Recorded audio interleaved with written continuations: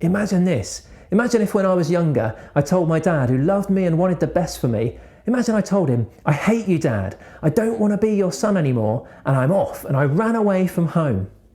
Then imagine I grew up and trained up as an adult to become a skillful surgeon in a hospital, saving lives every day in my work in the operating theatre. And imagine I gave away most of my salary to help save many more lives around the world.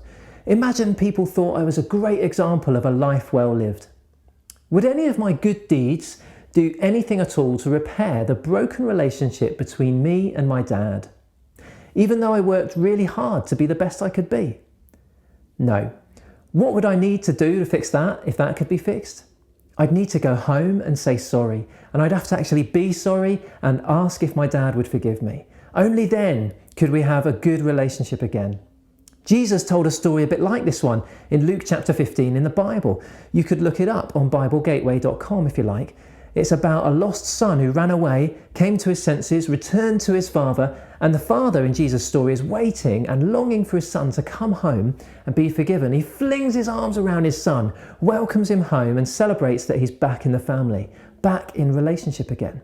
Jesus is saying God's like that father in the story. He has a load of rebellious runaway kids who've made a load of silly and selfish mistakes, and he's ready and willing to welcome any of us to come home and say sorry to him and trust that because of Jesus, he'll forgive us and welcome us into a relationship with him, the one we're made for.